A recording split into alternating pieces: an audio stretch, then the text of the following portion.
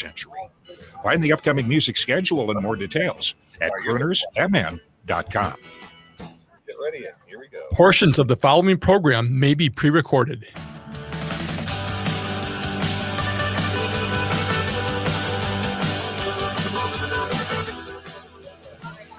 Broadcasting live from Brookview Park in Golden Valley, Minnesota. This is the Gaily Show. Now, you're used to hearing a much better voice than this normally when this show is on AM 950. But today, you have the co-host. You have the co-pilot.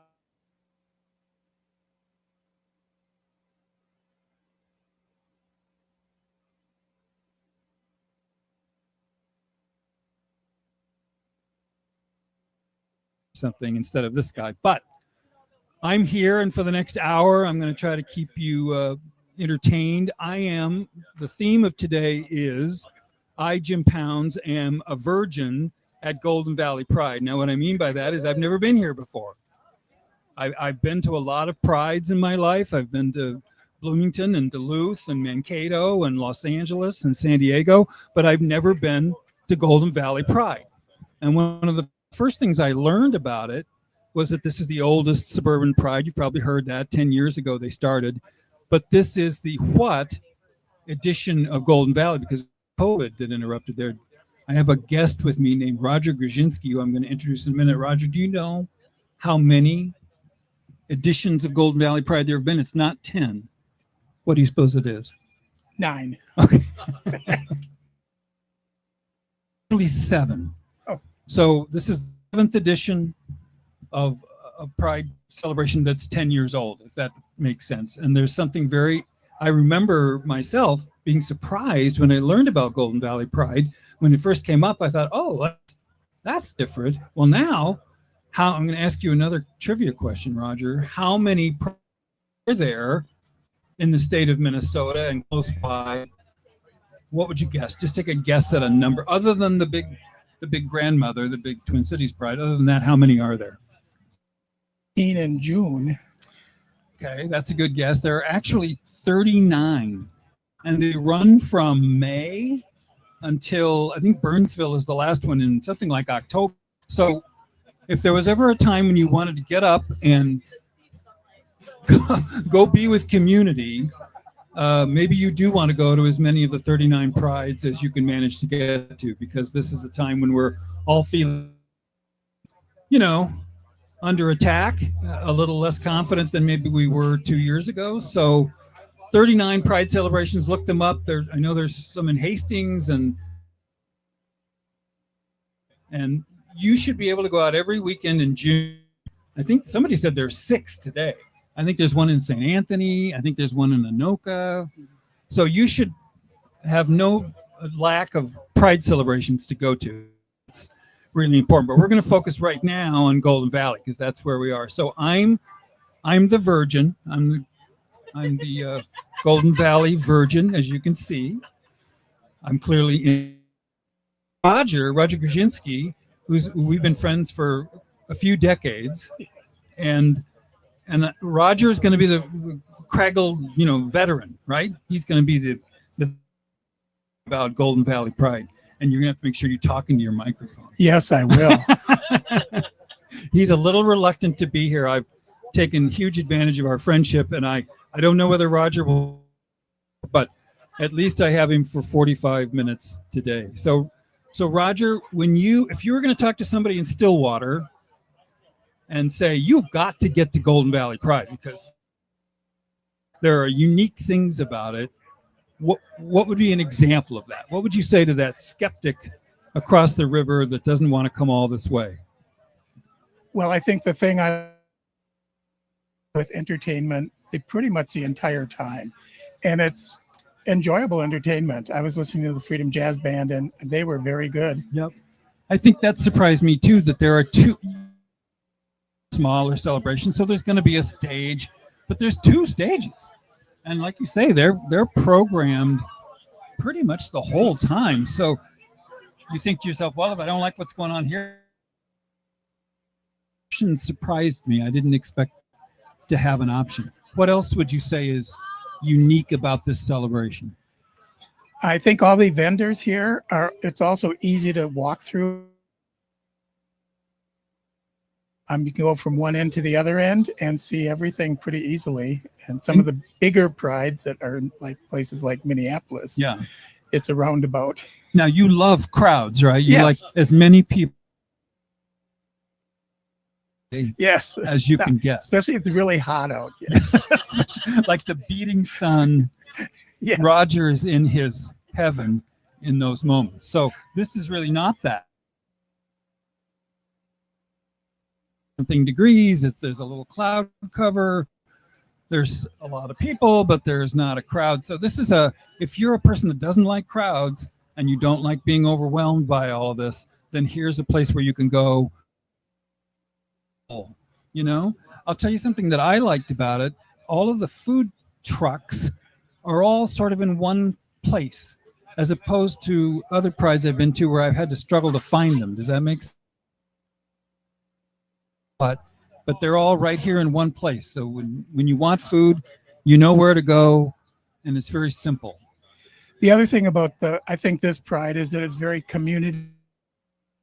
See a lot of community people that might not be part of the GLBT community, but support and are here with their families, their children, and it's very supported by the whole community. That's great. You on the west side. I've been in South Minneapolis and Northeast Minneapolis, and now I live up in St. Anthony. So I'm always either in the south or the north. But you left South Minneapolis and moved. You're now part of what I call the St. Louis Park Mafia. So he's on the west side. He understands the west side. Tell us something about, as a gay man, about the west side. What's unique about the west side? Well, nothing. You don't come up with an answer.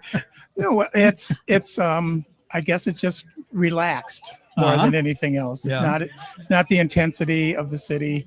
Right. And also it's just so much of a live and let live atmosphere. And I know you sometimes walk. I've come to visit you and we've walked to a restaurant.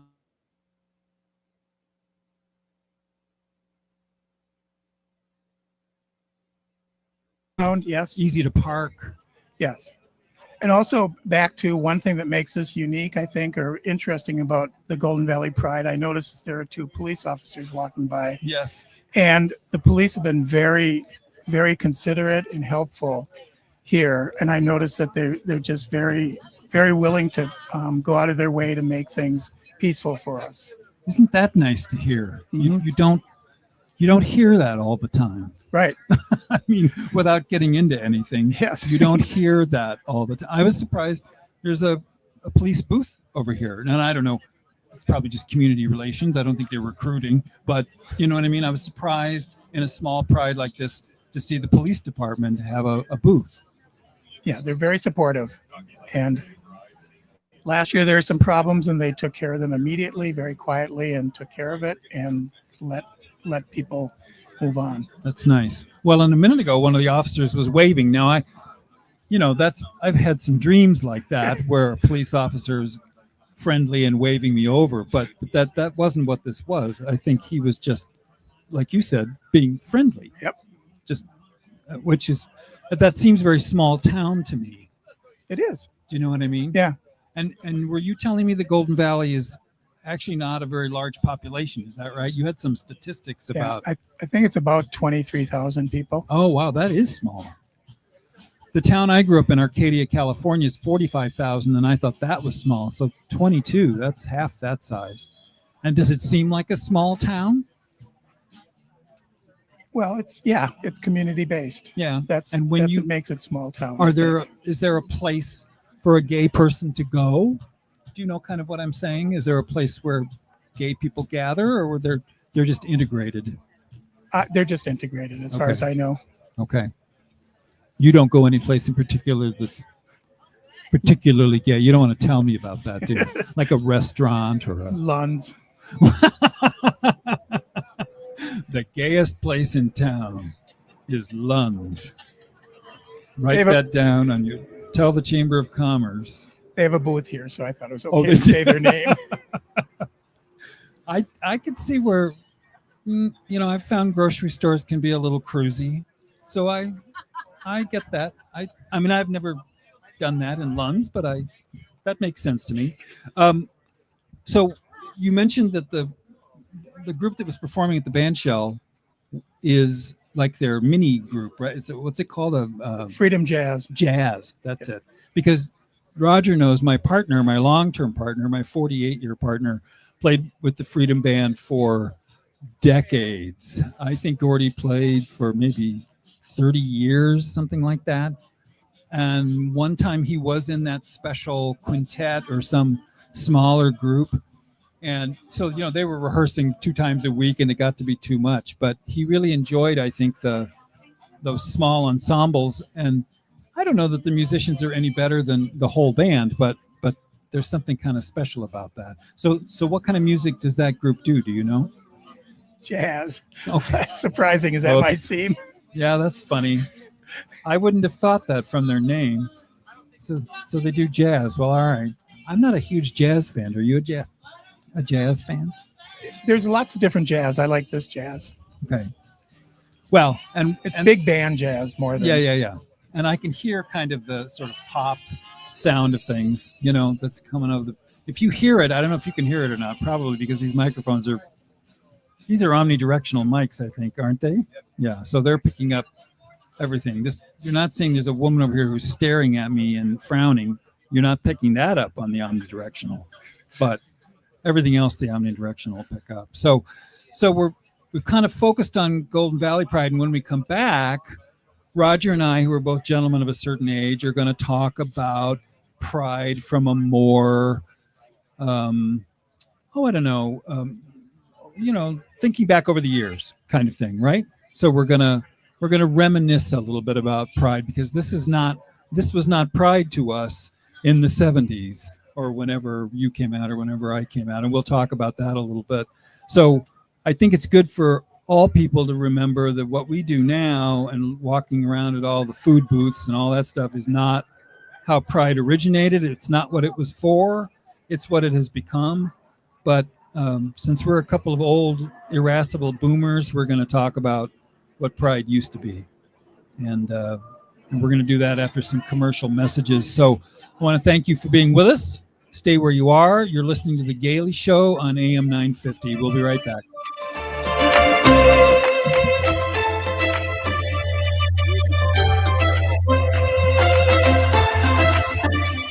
Rudy Luther Toyota is the dealer you can trust.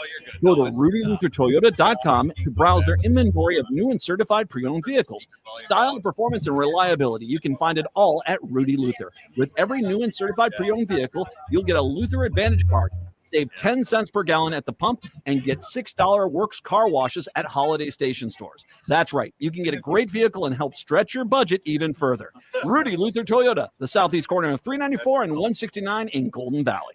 Hey, it's Patrick for Zero Res. June is here, which means you might be having a graduation party at your house soon. Summer also means sleepovers. Your kids are going to be at the playground, at the water park, at the beach. There's going to be a lot of mess coming into the house over the summer, and you need to call my cleaning heroes at Zero Res to make sure your home is in order for the summer. And since June is here, it's time to take advantage of Zero Res's best deal of the summer. Zero Res can take care of any surface in your home or business, including carpet, tile, hardwood, rugs, upholstery, and air ducts. This month, take 20% off all services when you call my friends at Zero Res 9520 Res or go to ZeroResMinnesota.com. Just tell them you want the AM 950 special. Their prompt, courteous team will come out and take care of you. Again, that's 20% off all services this month. Go to ZeroResMinnesota.com or call 9520 Res and ask for the AM 950 special. Zero Res, backward or forward, spells the same. Hastings, ready to celebrate love and community. Hastings Pride returns at 11 a.m. Friday, June 14th at Levy Park, and everyone's invited. Enjoy live music, drag performances, food bank, vendors, and family activities, all by the river in beautiful downtown Hastings. Let's come together to uplift every color of the rainbow. Hastings Pride. Welcome, all belong. Details at ideaorganization.org or on Facebook and Instagram. It's finally summer and Pride season. To kick it off, Rainbow Road in Minneapolis has lots of new lines of fresh, fun, and memorable clothes and swimwear. If you want to be lit, you've got to come and see this great new merchandise. Show off some skin at Pride this year. Don't forget to get your rainbow gear before you go out to the 39 Pride festivals all across Minnesota. You'll need 39 new outfits. Get it at the road, 109 West Grand Street in Minneapolis near Loring Park. Are you remote workers putting your company at risk? Not sure what steps to take to secure your data? Hi, Mark Sommerfeld from Rymark. The Rymark team is guiding our clients through these difficult times. In fact, demand has been so high, we created an easy-to-follow guide with the 5 steps to securely work from home. It's yours free. Download our 5 steps to securely work from home now at rymarkit.com or call 651-328-8900 for a no-cost how-to discussion.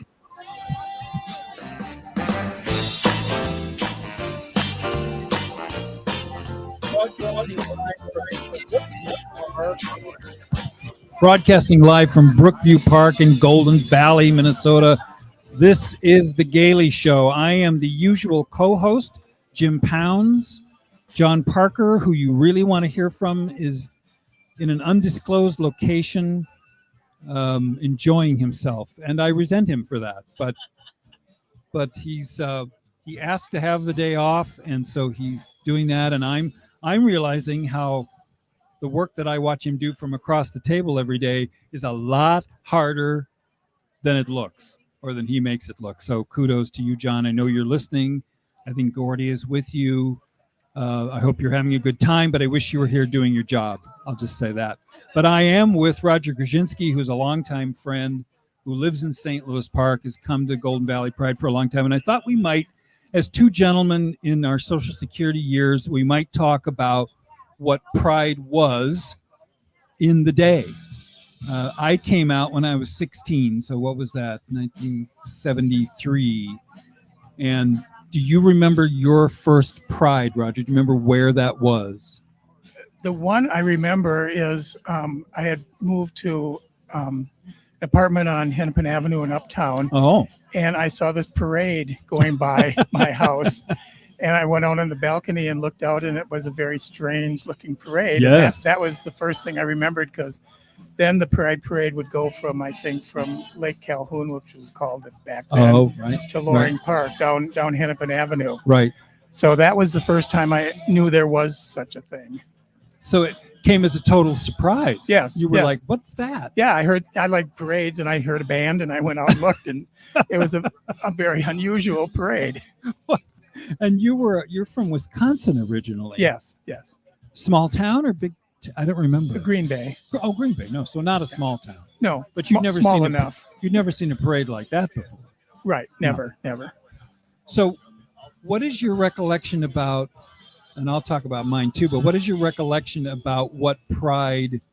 Once you learned about it, or once you became aware of it, however old you were, what was your sense of what it was? What was the purpose of it? What was it for? Visibility more than anything. I think, to let people know that there are more than the one person you've ever known or seen. Your mother's hairdresser. Yes. Or something. Yeah. The two bachelors that live down the street. Right. And boy, do they know how to give a party. Yes. So just visibility, the variety of people. Yeah? Yes. I mean, and the numbers of people. Right. There is something, I don't know, it might be hard to think about now, but I remember going to the LA Pride and felt the same way here in Twin Cities. When you see that many different people that you know are like you, it's more profound maybe than just going into a gay bar. It is like, you feel like in that block or on that street or that park, everybody's gay. I know not everyone is, but you get to live in that fantasy that, look at, we're everywhere. Yes. Which is miraculous when you've never thought about it like that before. Yes, and I also, it's always interesting too to go to the park and see all the people. And back then, usually whenever there was a gay event, the only thing the news covered would be drag queens.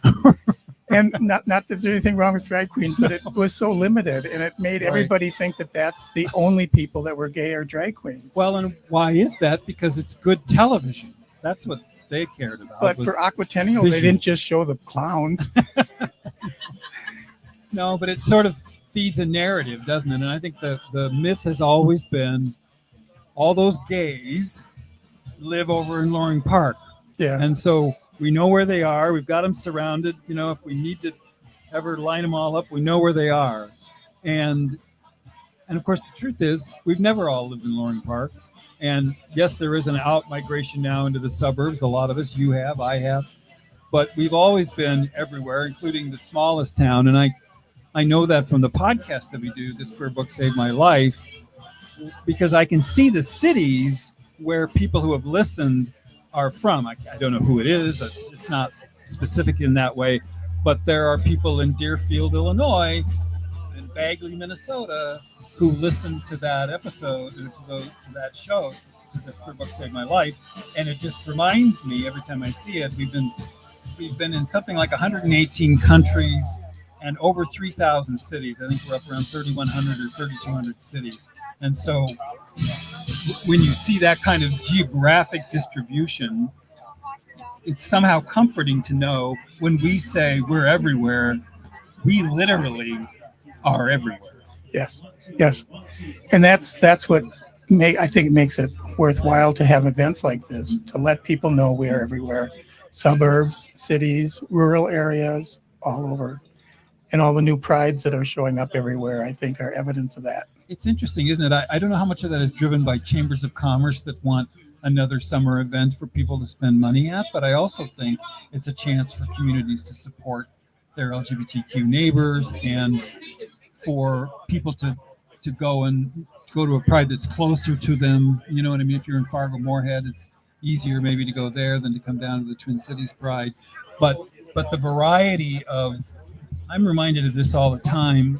We tend to think of ourselves, don't we all, in a monolithic way, you know, all gay men or all lesbians or whatever.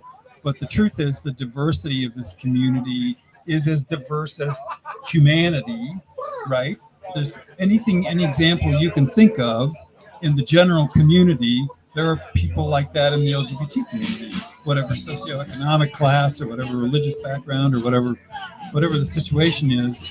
We mirror that because we are in every so-called group, right? Yes, and that's earlier when you asked me about the where do Golden Valley gay people go. I think getting back to that is I think there are a lot of couples here and they go where everybody else goes. Yeah. They just go to all the places and they blend right in, and it's normal for people to see couples going everywhere. Did you ever, I used to have a fantasy about being in a gay ghetto. And I know that sounds terrible, but I always wanted to kind of live where everybody was gay. That was a fantasy of mine. And I know I can see pros and cons to that attitude, but that used to be a fantasy. Did you ever have that fantasy, or did you kind of want to live wherever you wanted to be and be around everybody? Do you know what I'm saying? Yeah, I was always around everybody. Joining, yeah. But because I am old, I know that where people meet now is somewhere on the internet, wherever that is. Right. It doesn't really matter where you are. Right. How many feet away are you? Yeah, exactly. When we come back, I want to ask Roger about a memorable pride that he and I shared together, and we'll have to figure out during the break how many years ago that was. But we did have a memorable pride, not in this country, I'll say that much. And I'd like to talk about that a little bit when we come back. And we're also going to get our friend Sean to sit up here and talk a little bit too after this next break. So you're listening to The Gaily Show on AM 950. My name is Jim Pounds. John Parker is not available to you today, so you'll just have to wait until Monday, and I'm sorry. Disappointed a lot of people today, and I apologize from the bottom of my heart. We will be back in however long these commercials take to play. Thanks for joining us on AM 950. The place for live music is the Park Tavern. Live music is taking over the Park Tavern's dog-friendly patio. Head over on Tuesday, June 10th, it's Fergus Smalls. Wednesday, June 11th, it's Carl Davis. And on Thursday, June 12th, it's Jenna Graves and the Loons. Music runs from 5:30 to 8 p.m. and reservations for groups of 8 or more are recommended. And the Park Tavern offers private and semi-private spaces for small and large groups with no room fees and no minimum spending requirements. On Louisiana Avenue, north of Highway 7 in St. Louis Park, outdoor live music is back at the Park Tavern. It's finally summer and pride season. To kick it off, Rainbow Road in Minneapolis has lots of new lines of fresh, fun, and memorable clothes and swimwear. If you want to be lit, you've got to come and see this great new merchandise. Show off some skin at Pride this year. And don't forget to get your rainbow gear before you go out to the 39 Pride festivals all across Minnesota. You'll need 39 new outfits. Get it at The Road, 109 West Grand Street in Minneapolis near Loring Park. If you're the parent or guardian of a queer young person, there's an opportunity for you to make their future brighter by filling out a community needs survey conducted by the Council on LGBTQIA2S+ Minnesotans. The council wants to know what the needs and experiences are of younger queer people. The survey is confidential and available at mnqt.info/survey. Let's address the erasure and isolation that young queer people can experience by creating a more inclusive Minnesota. Go to mnqt.info/survey to get started. When was the last time you had your roof inspected for extreme weather and hail damage? This is Chad, owner of AM 950, to talk about the exterior construction company I trust, Snap Construction. If you've noticed new roofing projects in your neighborhood, your home was likely hit by hail last summer and experienced damage. Snap Construction is helping homeowners like you, and they're the roofing specialists I trust. They are the most well-reviewed contractor in the Twin Cities and have a ton of positive customer reviews from homeowners just like you. Even better, Snap Construction's installations are backed by a lifetime warranty, so you know you're dealing with a qualified roofing expert. You want to work with a company that will be here for a long time after the work is done. Snap Construction has handled thousands of claims and will help you through the process. Do yourself a favor and get a free roofing inspection so you have the facts and peace of mind you deserve. Call Snap Construction today at 612-333-SNAP. That's 612-333-SNAP, or visit snapconstruction.com. With your AM 950 weather, I'm Tom Wetston. Today, scattered afternoon showers and a high of 78. For tonight, more showers and thunderstorms, low 59 degrees. Sunday brings us more of the same, scattered showers and thunderstorms, high 73 degrees. Crooner's Supper Club is a little piece of old school nightlife in the 21st century. Find the upcoming music schedule and more details at croonersmn.com.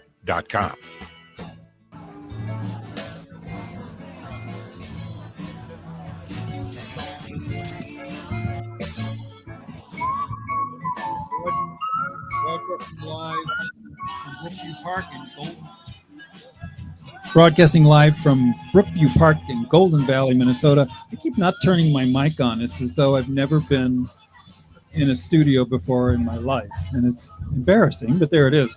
So we went to commercial a little fast. That was my fault, but now we're all on track and we're good. I'm sitting here with my friend Roger Grzinski, who you've met, and now I'm sitting here with my other friend, Sean Irwin, who we knew each other through drum corps, I feel, or through Roger. Maybe it was through Roger. Yes, I met Dr. Grzinski. Dr. Grzinski. He does prefer to be thought of as the doctor, I know. Yes. Do you call him the doctor? I do on frequent occasions, yes. Wow. I value his insights on many things. Yes. There's great respect at this table for the doctor. And not Doctor Who, we're talking about the other doctor. So, Sean, where do you live? Where do you reside? I'm very close to here in St. Louis Park. Okay. I share the suburb with So Dr. you are Grzinski. part of the St. Louis Park Mafia then? Well, okay. No, this is where a lot of gay men moved out of Minneapolis, and the really powerful ones all came over here to St. Louis Park. Yes. And sort of mocked those of us that stayed in Minneapolis like there was something wrong with us. And you were all I can't speak to that. Successful. Well, I'm just saying that was the perception from Minneapolis was, oh, who are they? They're better than we are. And then we finally said, oh, they're right. We should get out of here and go to the suburbs too. So we were just slower. Do you know what I mean? I suppose so. I'm sorry, but I have to share this one story. Patrick Lulia, who you all know his voice, We were at the station the other day. This is the best line I've heard since I've been with AM 950. I was talking about snotty gays, which is, I often make that comment. Oh, the snotty gays. And Patrick said, the only snotty gay I've ever met, Jim, is you. I thought, I'm glad I wasn't on the air because I thought, oh my God, that's the funny. But I give Patrick credit. He's got a mind like a steel trap, and I got caught in it. So there you go. So Sean, you've been to Golden Valley Pride before, I assume? Oh, yes. Have you been? Do you think you've been every year that it's existed? No, I've probably only been 4 or 5 times. Do you feel like it's changed in any fundamental way? I was just commenting earlier that it feels like more people here this year than in past years. I think they started at 3,000 and they grew to 8,000, and now they're hoping for 9,000. And so it's certainly an event on the ascent, if you will. Do you like all the more people? Is more people good? Is there a point at which more people is too many people, do you think? Not yet. Not yet. I think it's always a good thing to have popularity and visibility, as Roger was saying, and as long as you have a space that can fit a good number of people. Why were you whispering there at the beginning? Oh, I think I saw somebody that I went to college with walk by. You didn't want him to know you were on the radio. Right. I see. I got it. So I'm sorry. So you're saying growth is good. More people is more fun. Yeah, in general, yeah. I was kind of surprised to see a beer garden again. I don't know what I don't know. I just didn't think it would be like that. I thought it would be pretty straightforward. You know what I mean? Just the people you expect and just the things you expect. And I didn't expect a fenced off beer that's garden. always been popular at the Minneapolis one, of course. Well, yeah, that you can't even get into. But this looks kind of sparsely populated. Maybe it'll pick up. Although this only goes till 6 o'clock at night. But. In this prior Pride you were alluding to earlier in some other country, was there a beer garden there? Or?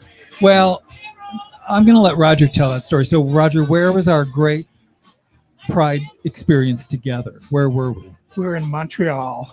I love Montreal. Oh, yeah. Yes. Who doesn't love? Is there anybody here that doesn't love Montreal? Nope. Poor Jennifer Oberyn. She lives a sheltered life and she hasn't been to Montreal yet. And I'm sorry. Well, you need to go. It's the most European North American city. I know New Orleans in the right places can. Well, no, I didn't say you had to move there. We're not trying to get rid of you. I'm just saying it's a fun European. I'm sure Quebec City is even more so. I've never been there, but anyway, I'm sorry. So we had a Pride experience there. Do you want to tell people about that? Just that Montreal Pride was really surprising, just because of the immensity of it. I think. Yes. There were just thousands and thousands and thousands of people there. And the parade was magnificent with huge trucks and disco dancing on top. And it was close to when the AIDS crisis was going on. And the whole parade would be screaming loud. And then all of a sudden someone would blow a whistle and it'd be totally quiet for a minute in remembrance. Then they'd blow a whistle again and just start up again. Wow. It was really exciting and so memorable. I mean, it just sticks in my head how impressive that was. You mentioned big trucks, and I remember big biceps. But I mean,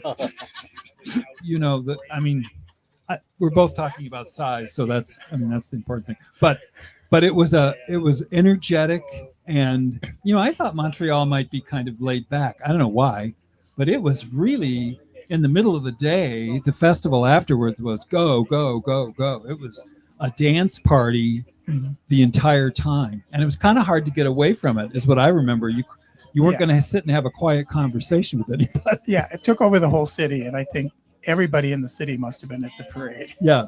Did you feel they were friendly there compared to maybe? Extremely friendly. Yeah, I thought so too. I can say this because John is more than 100 miles away, but having been to France and how unfriendly the people in France can be, the people in Montreal were very friendly.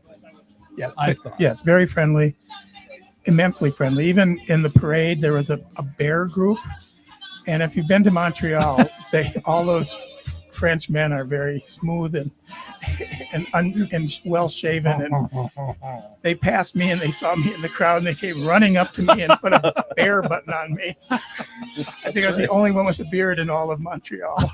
I remember being very frustrated in those years because I was like, why is Roger getting all the attention? Not that there's anything wrong with Roger, but why is he getting all of the attention? Yeah, they thought you were the cat's meow. And I hated you for that. But I've gotten over it. Have you, Jim?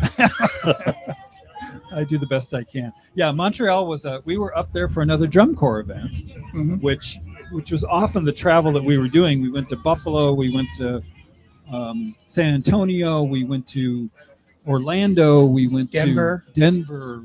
Did we go to Kansas City maybe? We went a lot of places for drum corps. That used to be our summer activity, and with a friend of ours that's now I think in Australia. Is John in Australia? He's back here now. So one stereotype about gay people is that we travel a lot, and I think that might be true. Do you think that's a true stereotype? Perhaps. Do you travel a lot? I try. I would like to travel more, honestly. I mean, the travel category loves us because we don't have kids, most of us, and we don't have to worry about doing something on a Tuesday night, and so we can go when we want to go. And Except you have to find someone to take care of your cat. Cats take care of themselves. It's usually the dogs, really. But. Maybe so. So do you have a memorable moment, say at Golden Valley Pride or Twin Cities? But you're a gentleman of not as old as Roger and I, but no one's that old. Of some years. I actually have a birthday shirt on. I'm probably not going to show it on the radio because nobody can see. Is it your birthday? It was a shirt for my 50th birthday back in 2019. Oh, so all if right. you do the math, I suppose. Oh, all right. Oh, all right. Well, you're still younger than we are. Well, you know, by a considerable amount. Well, I don't know. So have you had a memorable Pride experience here or anywhere else? You know, just hearing Roger talk about the old days. I suppose my first Pride was probably the most memorable back in, I think it was 1992. Where was that? First came out, and I actually marched in the parade with the Twin Cities Gay Men's Chorus. Twin Cities, okay. And, or maybe that particular year, I think I actually marched with Spirit of the Lakes. It was the following year that I was with the chorus. But and my friends were there, brand new friends that I had just met, and we had, of course, several causes because AIDS was still a thing, and domestic partnership benefits were a thing, and there were just a lot of things to get up and fight for, I guess. And there was, I think at the time, in that year or two in the early to mid 90s, there was a march on Washington that I would have loved to have gone to. A lot of my friends went to it, and I didn't get to No, go. there were two marches on Washington. Yeah. Did you go to either one of those? No, I didn't. Gordy and I went to what I think was the first. Okay. At least I remember the AIDS quilt was there. Oh yeah. And but I think the quilt was there both times on the mall in DC, and but that first one was dramatic because we walked in front of the White House, and the big thing was I think it was don't ask, don't tell. Maybe there was a military. There was something about military, the right to serve in the military, or something to that. Yeah, I don't remember what year that was. That was kind of the big galvanizing issue. What most of the signs were about was the ability to serve in the military with distinction and with honor. And of course, here we are sitting in a place where 15,000 well-qualified, well-trained, exemplary soldiers are being told they have to get out of the military because somebody has a reason to hate lots of different people, and think of the waste of that. It's a shame. It's outrageous. I mean, on an individual basis, it's a terrible shame. But 15,000 well-trained, well-prepared, seasoned troops just are supposed to go away and not affect our military at all. It's almost as if somebody has an anti-military perspective. Just think that the years of service they've already given our country, and this is the thanks. This is the thanks they get. Shameful. For being patriotic Americans. Yeah, my father was a World War II veteran, and he served in the Pacific. He was a navigator on a B-17. B-17s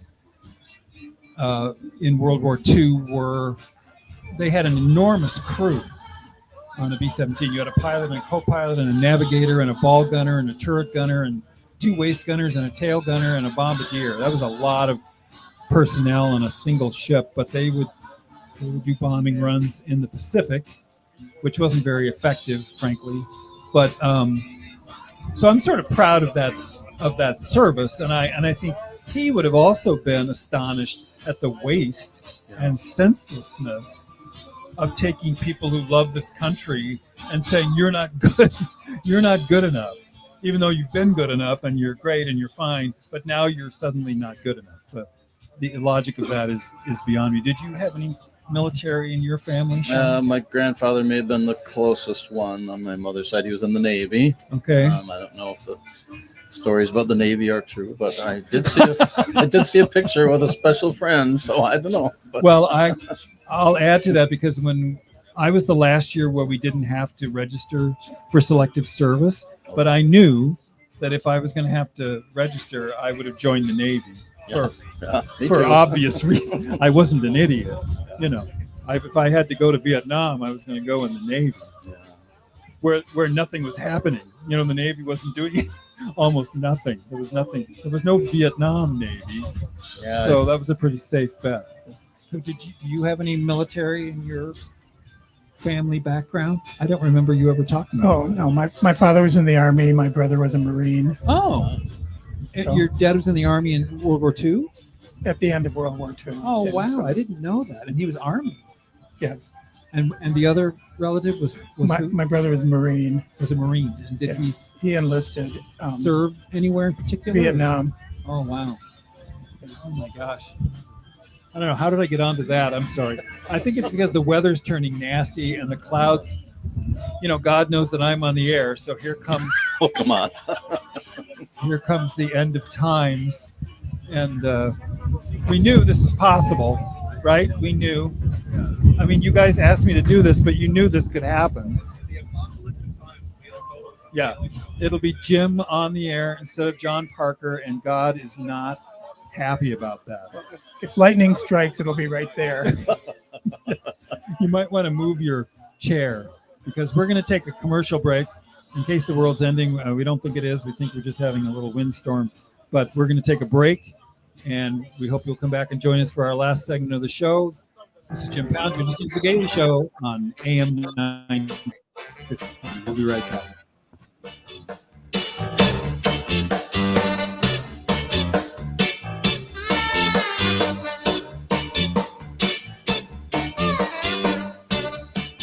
Hastings, get ready to celebrate love and community. Hastings Pride returns at 11 a.m. Friday, June 14th at Levy Park, and everyone's invited. Enjoy live music, drag performances, food trucks, local vendors, and family activities, all by the river in beautiful downtown Hastings. Let's come together to uplift every color of the rainbow. Hastings Pride on June 14th at Levy Park. All are welcome, all belong. Details at ideaorganization.org or on Facebook and Instagram.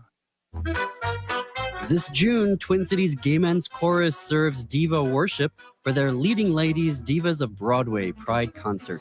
Feel the heat, the passion, the undeniable power of music that sets your soul on fire. From the sultry seduction of Bring on the Men, to the soul-stirring wisdom of Children Will Listen, to the joyous, rebellious charm of Do Re Mi. With dazzling harmonies, show-stopping flair, and a touch or more of jazz hands, the Twin Cities Gay Men's Chorus will take you on a thrilling, emotional, and downright life-changing musical journey. It's the electric energy of 180 voices, bold, unapologetic, and dripping with Broadway brilliance. This isn't just a concert, it's a celebration of pride, power, and the irresistible magic of Broadway. The dates are June 21st and 22nd at the Ordway. Tickets start at $28. Get yours today at tcgmc.org. That's tcgmc.org. It's entertainment worth coming out for. It's finally summer and Pride season. To kick it off, Rainbow Road in Minneapolis has lots of new lines of fresh, fun, and memorable clothes and swimwear. If you want to be lit, You've got to come and see this great new merchandise. Show off some skin at Pride this year. And don't forget to get your rainbow gear before you go out to the 39 Pride festivals all across Minnesota. You'll need 39 new outfits. Get it at The Road, 109 West Grand Street in Minneapolis near Loring Park. Now is the perfect time to prepare for summer reading, and Next Chapter Booksellers can help. Not sure what to get? The friendly staff at Next Chapter Booksellers are great at making recommendations to find books that fit your taste. Next Chapter Booksellers also hosts many book readings and meet and greets with authors. And they sell a wide variety of puzzles and games too. So stop by the store off Snelling and Grand in St. Paul or place an order online at nextchapterbooksellers.com. Meet Jordan Berman, a charming single gay man in New York City who would love to be in love if only Mr. Right would swipe right. Between singles night happy hours and bachelorette blowouts, Jordan watches his girlfriends get engaged one by one, asking, what's next for him? Dive into the highs and lows of modern love and Significant Other, opening May 30th at the Main Street stage in Anoka. Tickets start at $43. Visit lyricarts.org. Lyric Arts, theater with character.